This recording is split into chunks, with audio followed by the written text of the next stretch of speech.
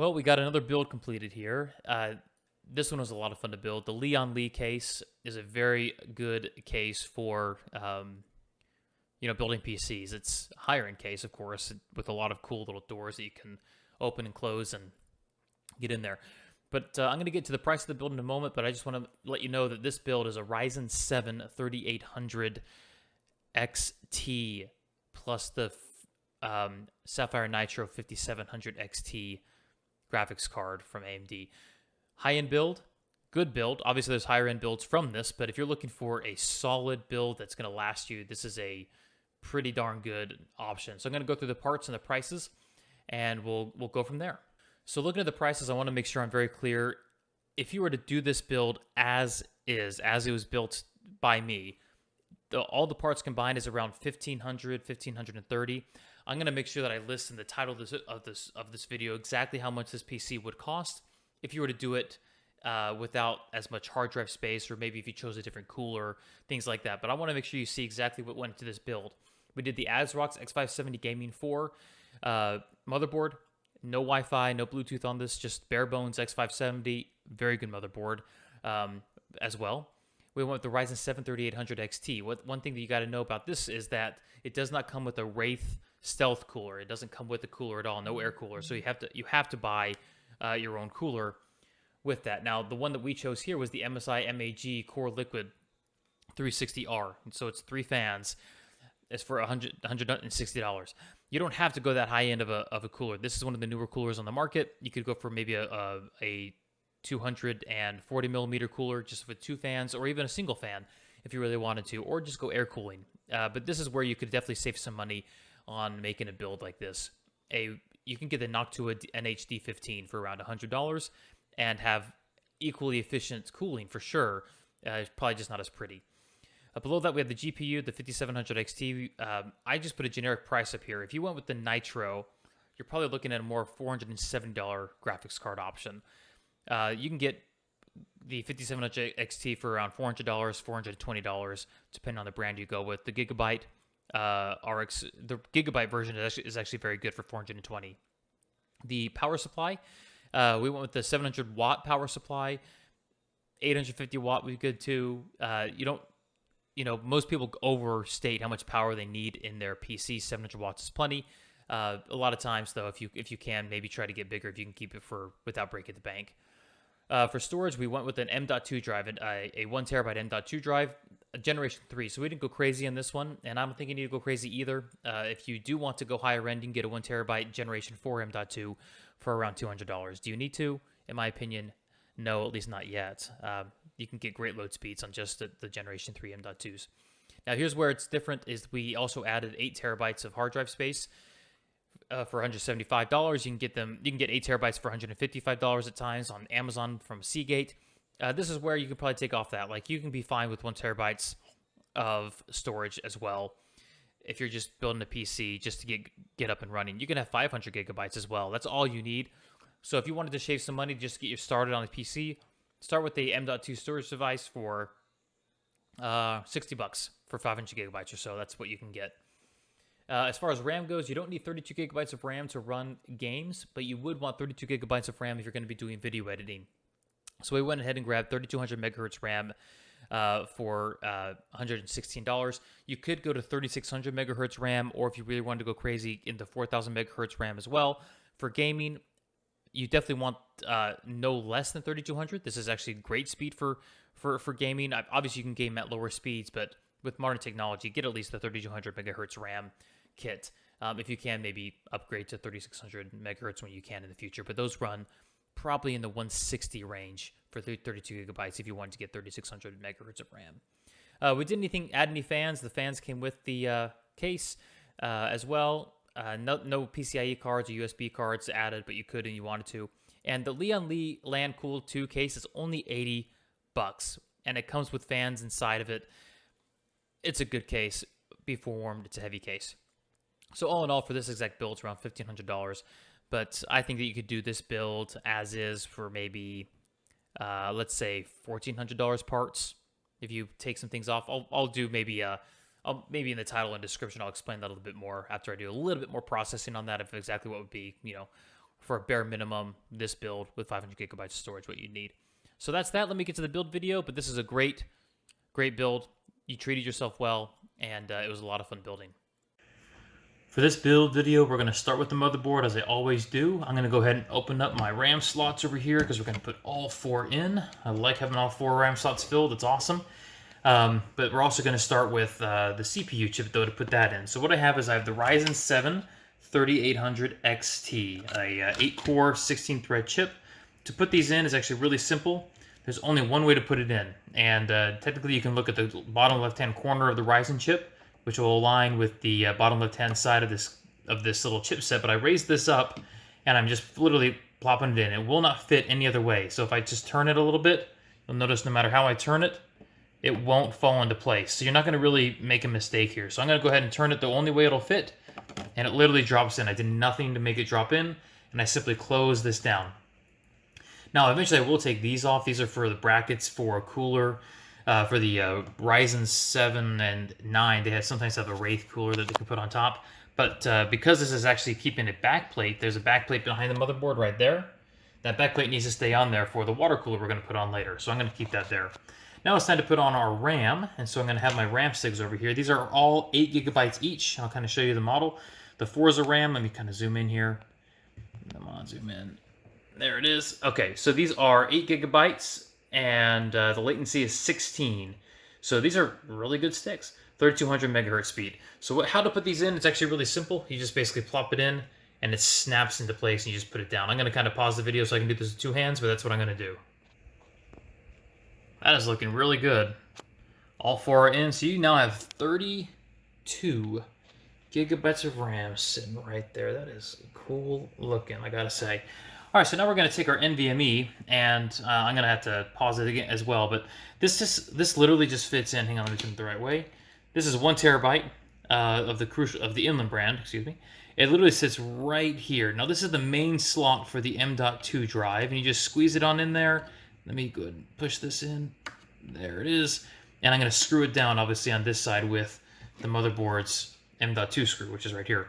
So I'll screw that on in a second, and you should be good. Now, you do have a second drive. X570 boards have 2 M.2 drives almost all the time, unless you get, like, I guess, a mini ITX or something.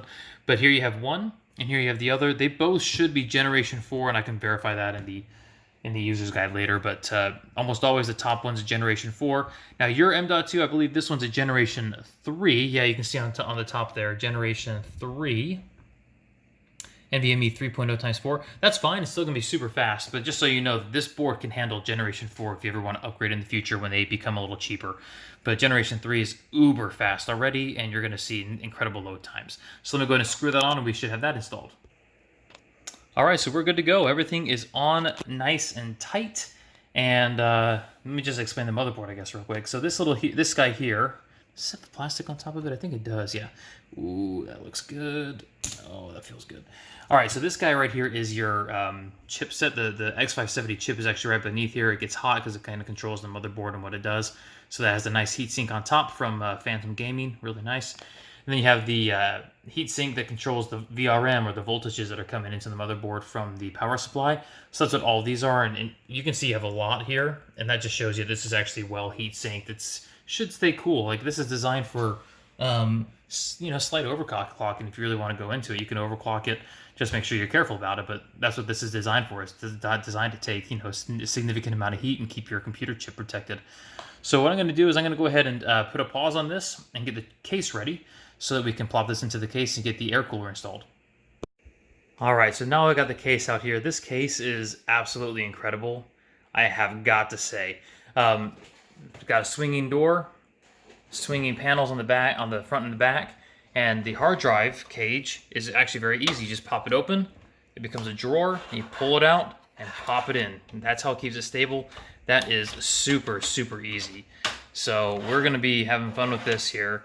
And what I'm going to do is I'm going to go ahead and put your hard drive in first. I have your hard drive sitting over here nice and safe, because I was contemplating if I was going to put that in first or not, and I think I will. I'll put that in, and to get that all situated and stable, so that it's basically ready to plug and play when I actually get your computer all up and running on the M.2 drive. So I'll put that in the drive first. I'm just going to simply rest it. I'll show you what I'm going to do. I'll do it right now. I'm going to go ahead and take this drive, and there's the back of it where I'm going to be putting the power cords on it. Hang on, come on, focus. There it is. So I'm going to go ahead and put this in. Let's see here. All right, there it was. So if you look how I put this in here, every hard drive has screws on the bottom, and I just made sure that those screws lined up with the screws on the actual drive. So I'm going to take the screws from not the motherboard, but the chassis case, and I'm going to screw those on there so this is stable, and I'm going to simply put it right back in there, so it's going to be poking out the back so I can be ready to plug it in. That's all I'm going to do with this guy. All right, so there you have it. All the screws are in there. I only put 4 screws in here. You only need 2, really. I mean, you just need to make sure it's secure, but I put 4 in there. I'm going to go ahead and pop it back into the little drawer here, just as it goes. Push it in. Close it. All right, that's secure in there. And now on the back, I'm going to just make sure that those little ports that are poking out, those are connected at the very end. So pretty easy.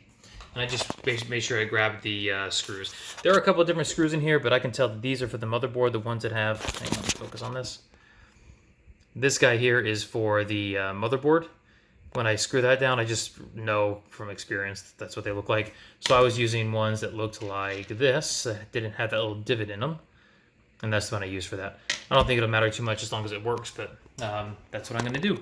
So now it's time to go ahead and get the motherboard plopped into here. And so what I have to do, because you have an ATX board, I'm going to just make sure that your standoffs are, as it says right here, A stands for ATX. So I'm going to look for all the A's and make sure all these standoffs that are located around here are all put in place for an ATX board, which it looks like it already is. And I'll plop it on there and screw it down. That's it. All right, so I got into the case, and I'm going to screw it down in a moment. But what's cool about your motherboard, well, what's just unique about your motherboard, is that it's actually a thinner ATX motherboard. So all these headers that were up here, I actually just took out. You didn't need them, so it's not that wide. But they did have an extra header over here that I did have to add. Anyway, it's just a matter of putting the puzzle together. So now I'm going to make sure that I just screw everything in and all these open holes to make sure that it's secure to the board. You can see on the left side I put in the I/O shield. It comes with the motherboard, just plops in right here, just fits in that spot. And your motherboard's been secure. So then I can put the power supply on and all the fans on and get this sucker running. Quickly, just want to show you, I got all these little screws in. They're all in here, keeping it tight. So next thing is your case has a bunch of front panel headers, USB, power, reset, etc. They all will go onto the motherboard, and I just need to plug them in. The motherboard manual tells you where to put them, but your USB slots come up here.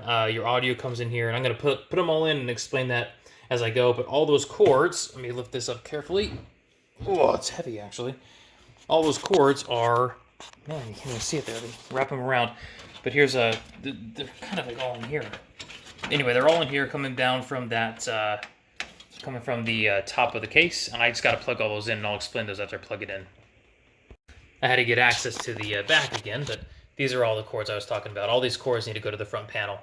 All these need to be connected. So I'm just going to make sure I get these all connected, and we should be good to go. All right, so what I've done is I brought all the connectors so far. The USB's connected to the USB port right here. This is the power cables. They're all connected right here. The motherboard manual and also the motherboard itself has like an icon telling you how to plug everything in, positive charge, negative charge, and I just plugged them in right here. And then over here you have your audio. It's actually really darn self-explanatory. So that's what I have so far. Now there's a couple more things on the back of this case that I haven't seen much before, but there's obviously a SATA power connector here. We got to plug into the power supply, which we will in a moment. And then you also have this RGB, where is it? This RGB header that goes to the motherboard as well for the RGB of the front. Now, your fans from your radiator are going to have RGB as well, so I just got to make sure how I organize all of that. So that's the next step here, is getting the fans on there. I've taken out the fans from the front. You can see it's empty here. It's sitting over here. I'm going to make sure that I go ahead and apply the radiator to that and all the fans from the radiator. But other than that, we're making good progress. All right, for the water cooler, I'm going to kind of go step by step here because it is a longer process. Let me just show you what this piece looks like for now and show you where this kind of came from. So if I put this into the case, and every case is different, so not every case is this But I think it's a little complicated, but it's worth it because it's going to look cool. So basically, when this goes into the case, it's going to rotate in just like that. It's going to fit right in there. I had to take it out to put this on, just so you can see how I'm setting this up. So essentially, what's going to happen is it's going to sit like this in your case, with obviously the pump end connected to the CPU. So what I've already done is I've latched it to the back of this so that it's all secure. And now what I need to do is put the fans onto the top of this water cooler.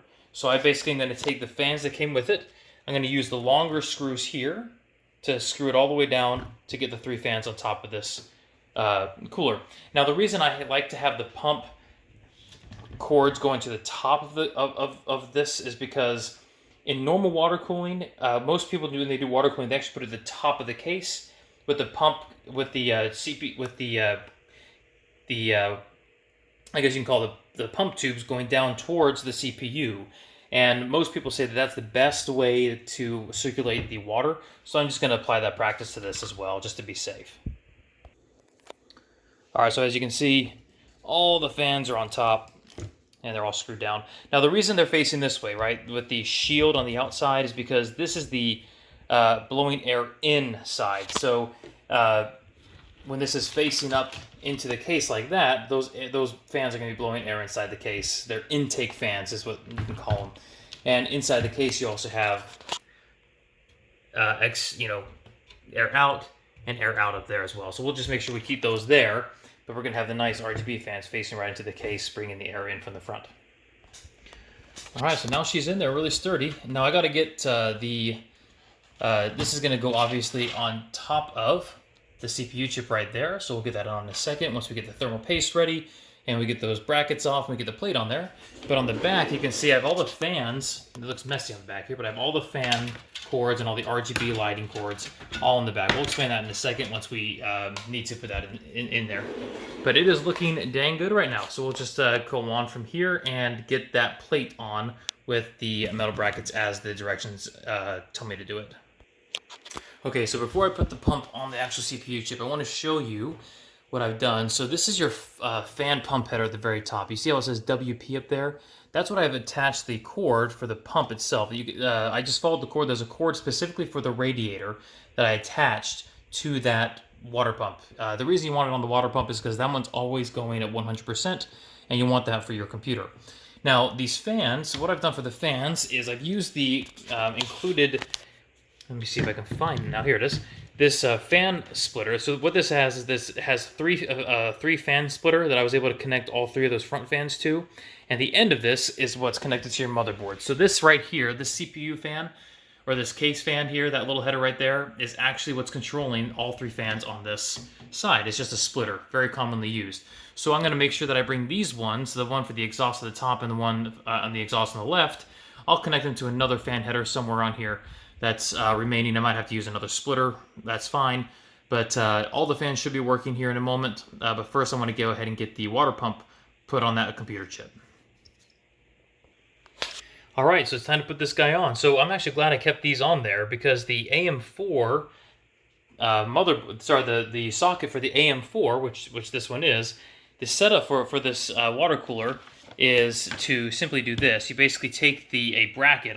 I found this piece here that it told me to put it in there, and I put these spring screws on top of these latches, and that connects to the board, and you screw it down. So that's what I did. You can see here, I put it on just as it's suggested, and what it's basically going to do is I'm going to put it right on top. It's going to go around these little edges there, and I'm going to screw it down, and that is what is going to keep this guy on there. So before I do that, I got to put thermal paste on it. Thermal paste looks like this. Hang on a second. Thermal paste looks like this. You just basically take a dab of this and put it right on top. And then you also got to take off that little plastic thing on the bottom. But that thermal paste, this thermal paste is actually what makes sure that the heat is being transferred into the actual water cooler unit faster. So I'm going to go ahead and put that, I'm going to put a dab of that on there. I'll show you what it looks like, and then I'm going to go ahead and attach this thing and screw it down. So there's all the thermal paste you need, and that's actually all it came with, so it's actually smart of them. You only need about a pea size worth of thermal paste, and then it spreads out. So I'm going to go ahead and remove this plastic, take this plastic off, and then I'm going to put it on there. I'm going to go ahead and be safe and use 2 hands. And just like that, we got the water cooler on there. So it's snug on there, I made sure, and we'll figure out a way to make these cables look as nice as possible. But we are good to go. We now just need to get the other fans connected in there. Maybe I'll put in a dummy graphics card to get Windows booted up on there, but it's looking good. We gotta get the RGB working as well. Alright, so now I'm just going to show you my fan configuration. I have this guy plugged into this fan header down here, the cord running up and out, and then I have this guy plugged with I have this guy up here plugged with the cord running back all the way around to this fan header over here. So all the fans are plugged in, everything's plugged in, the pump fan is plugged in. Now it's time to get the power supply in here, get everything powered up, and I'm going to go ahead and put in a graphics card as well at the end of my own to see if this power's on so we can boot Windows. Alright, now it's time to get to the power supply. The power supply goes right here. I've already screwed it in. The screws are in the case. The case is a screw box. Now, what you got to do though is for the power supply, you actually want to, most of the time you want to face it upside down. Your case does come with a bottom, well, not only dust filter. Hang on, let me pull this out for you. It comes with a bottom dust filter, what you can see here, but that's just basically where air is able to go in and up, that it sucks in, so that it keeps it cool up there. That's why I put it face down, rather than having to breathe in the hot air from the case. So that's where it is. Now I just got to weave all these to their proper locations, and I'll show you that when it's done. Okay, it's going to be hard to explain this, but I do have everything plugged in, except for the graphics card. I'll do in a second. I have my 24 pin connected over here. My 8 pin is up there in the top left corner where those cords are. And I have all of the RGB daisy chained together. What happens is you have connection ends that look like this on all the RGB fans and devices, and also connection ends that have the female end, which looks like, one moment, which looks like that. So I just basically daisy chained all of them together, and then I basically connected the end of one to the motherboard right at the AA RGB, which is right there, right, that one right there on the left. So that's what I did. I put all of them together, daisy chained them, and it should work out. When I turn the computer on, we'll know for sure, but that'll let you control your RGB from your motherboard. So I'm going to go ahead and plug all these in, and they should be good to go. I'm going to get the graphics card in. Let's see what happens. So let's get the graphics card in first, and we'll go from there. First thing you got to do is you got to open up some PCIe slots, because it's going to go right here at the top slot. That's where all the ones you're going to be using for gaming and stuff are going to go on the top slot. So I went and opened that up. And I'm going to make sure that this is popped open, not closed, so popped open. So when I slide the graphics card in there, this section of it is actually going to just fit right in there. So that's what I'm going to do. I'm going to slide it right in there, and it's going to poke out the side. I'm going to tighten it with the screws that I pulled out. And there you have it. It's all in there nice and snug. Screwed on the left side, powered up. Now let's go ahead and plug this in and see if we can boot to Windows. So before I conduct my boot, I always make sure a few things. I make sure my power supply is turned on. I make sure I have something plugged into the graphics card over here, and I have a keyboard and a mouse plugged in, and that's it. And now let's go ahead and turn on the computer. All right, we got power. Let's see what's happening here. It's trying to boot. We don't have fan power going to these guys on the right for some reason. I gotta figure that out. And we have fan power going to everything else, so we gotta check that out for a little bit. Oh, I see why. It's because of the... put the CPU fan in correctly. One moment here. There we go, now they're spinning. There we go, I just had to fix that CPU fan, that's good. Oh, that's actually pretty good. So I'm going to wait for it to boot. I'm just watching that screen over there, and once it boots up, we should be good to go. So I just had to restart. I'm going to keep pressing the delete key. I think that's all I need to do. There we go. Now we're in. All right, let me get my mouse. And let's just do a couple of checks here. So, oh, this is a great mouse for. This is a really good motherboard. We have the motherboard, the processor type, the processor speed, and our most recent BIOS should be on here too. Let's see here. Okay, there's my BIOS. I just missed it. It's Gaming for P310. So when we open this up in Windows, we'll go ahead and check that out to make sure it's good to go. Now, our memory is running at 2400 gigahertz. We'll speed that up to the 3600 when we get in there. But let me go ahead and insert my Windows USB to install Windows onto this thing. And let's check out and make sure that everything is working properly after we install Windows. Installing Windows is actually pretty easy. Once you get the installer onto your USB, it's just basically, man, this is really hard to focus. Come on. Just say next, install now. and I basically went through the process. I'm actually going to skip this. All I'm going to do is basically install Windows, install drivers. Now, one thing you do need to know is, though, we don't have a product key, meaning that if you do want to activate Windows in the future, you can. I'm going to install Windows 10 Home. You don't have to install activate Windows. It costs like $130 if you do it the right way, or like through Microsoft. There's other ways that you can do this, but there is your 1 terabyte SS M.2. We don't see the other drives here because I haven't plugged it in yet. Officially, I'm going to install Windows and then plug it in. So just note, when you want to activate Windows, you can, not super necessary. So I'm going to go ahead and get all this stuff installed and install all the drivers, get the AMD Radeon software drivers going so that you can run with your graphics card really well when you get in here. And I'm also going to show you how to use the software for your motherboard so you can mess with the RGB and stuff. So we'll get to that point. All right, I came to my computer, my personal computer for a moment just to check the BIOSes, and 3.10 BIOS is the 8.5, the August 5th version. I'm going to keep that. As long as it works perfectly, let's not update the BIOS. I'd rather not, just to be safe. I think all the updated BIOSes from here are regarding the Ryzen 5000 processors, which you don't have yet. So if you ever do upgrade your CPU, you will want to upgrade your BIOS before you do that with this motherboard. What I am going to download and put on my USB, though, for driver updates is I'm going to go up here and go to Downloads and Windows 10 64-bit, and here are all the drivers associated with your motherboard. So I'm going to download, I don't need VGA because you're using your graphics card. Yep, I'm going to download your Realtek High Definition Audio driver, the LAN driver, not the RAID. You're not going to be using RAID. RAID is where you can combine all your storage devices into one. SATA floppy image, I'm not sure what that is. I'll download that just in case. We'll download the motherboard utility so you can control your motherboard's RGB. I'm not sure what this app shop version is. I'll download that just in case.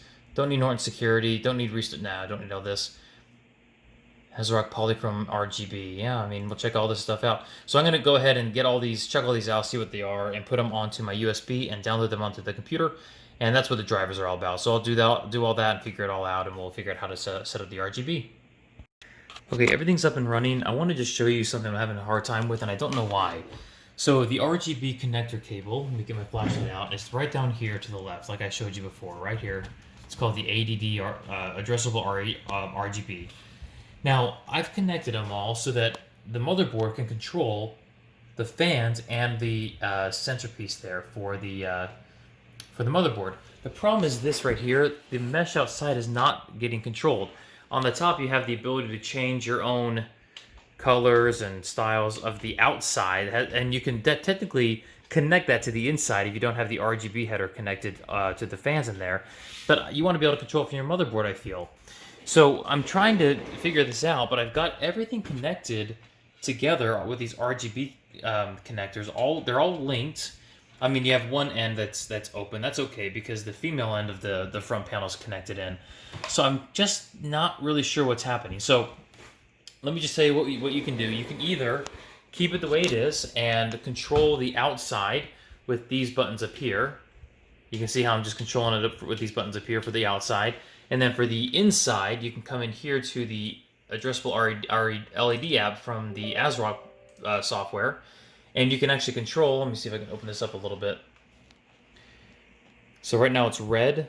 When this opens up, you'll see that I can actually control the, so here you see it's red right now. I'm going to go ahead and change it to yellow real quick just to kind of show you. Okay, so now it's yellow on the inside. I can change it to rainbow on the inside. Let me see, where's rainbow? At the bottom. Rainbow, okay. So now it's rainbow. Let's see if it goes, yeah, now it's going rainbow.